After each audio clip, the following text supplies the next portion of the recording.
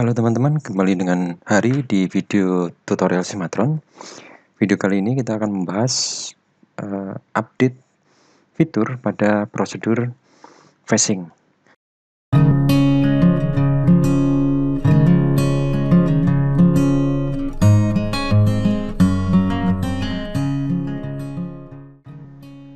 Oke, kita langsung mulai saja. Saya punya part seperti ini, saya langsung ekspor to NC.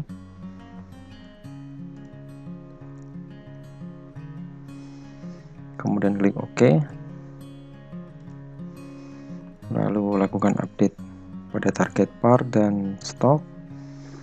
Untuk stok set offset saya isikan 1 mili di atas 0. Oke, kemudian lanjut dengan toolpad dan prosedur.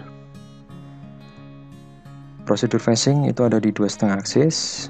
Kemudian di sini pilihan subselection-nya phasing. Pertama, seperti biasa kita masuk ke cutter. Untuk phasing kita akan pakai cutter yang paling besar yang kita punyai. Di sini contohnya saya punya cutter N-mill 32. Bisa juga menggunakan bullnose. Oke, misalnya saya pakai yang bullnose. Yang N-mill saja 32 karena ini yang lebih besar. Ini 25. Oke. Tapi cutter berapapun yang akan dipakai, pada dasarnya phasing kita gunakan yang terbesar saja. Klik OK.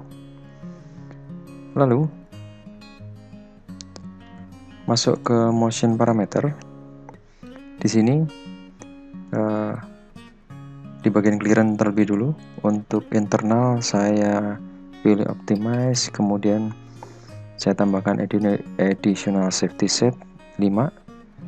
Parameter yang lain saya biarkan default. Kemudian masuk ke tool trajectory. Di sini ini adalah parameter yang sama seperti yang di versi sebelumnya.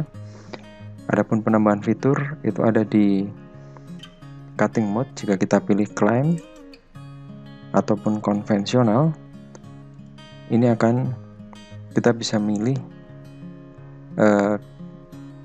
outside in parallel. Seperti apa bedanya? Kita coba terlebih dulu untuk tampilkan.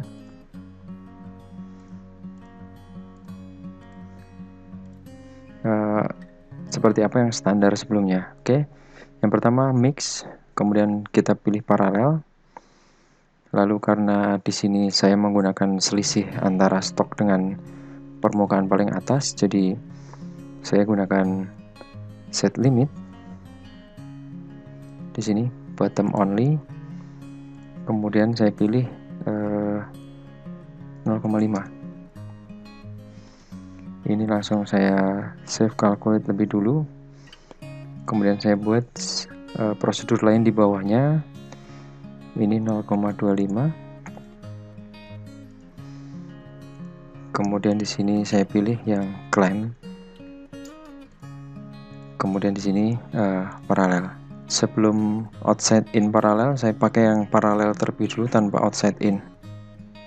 Oke, langsung save calculate. Stok saya matiin dulu.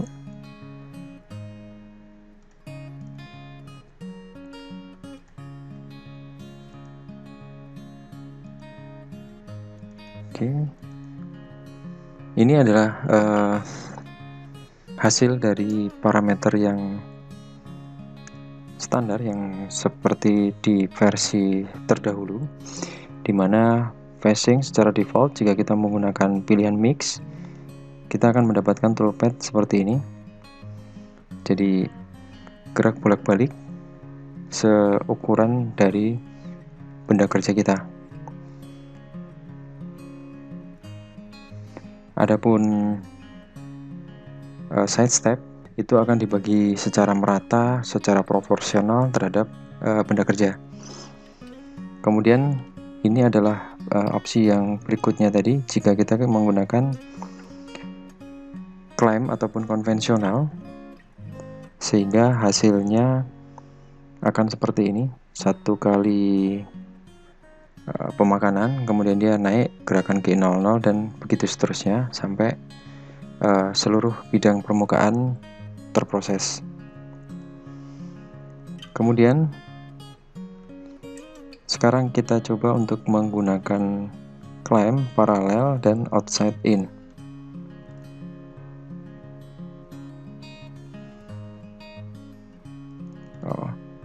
Karena ada perbedaan selisih ini tadi, jadi ini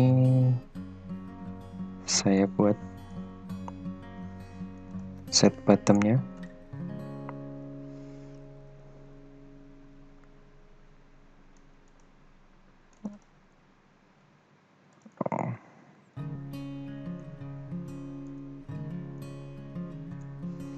Oke, harus ada selisih. Jadi jika di sebelumnya 0,5, untuk set bottom di yang kedua 0,3. Oke. Kemudian yang ini 0,25. Oke.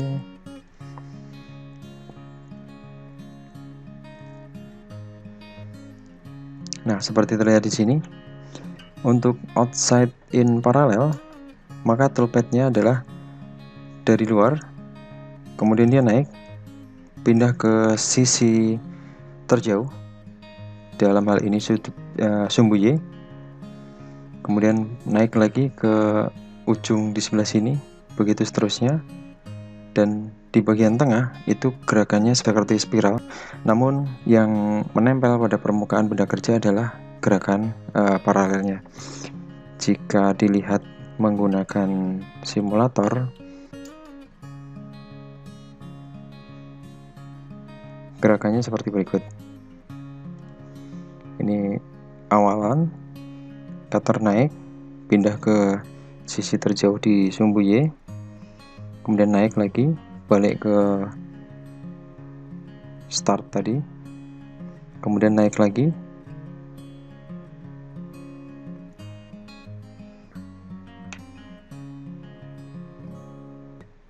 dan di sini gerakannya seperti spiral. Hanya saja pada saat bergeser itu ada di luar benda kerja. Jadi di luar sini. Gerakan ini mirip dengan, pada dasarnya mirip dengan spiral.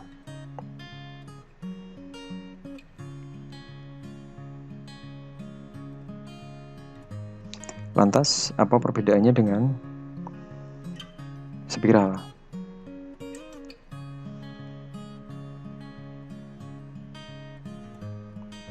Oke, kita coba untuk tampilkan toolpad untuk prosedur facing. Di sini spiral.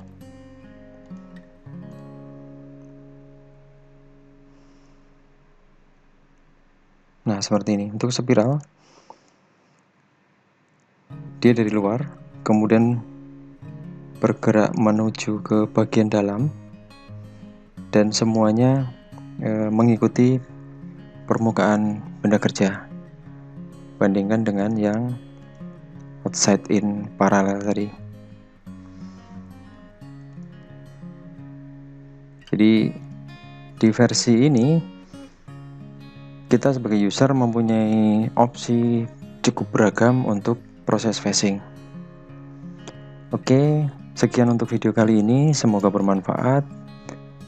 Selamat mencoba, sampai bertemu di video yang lain.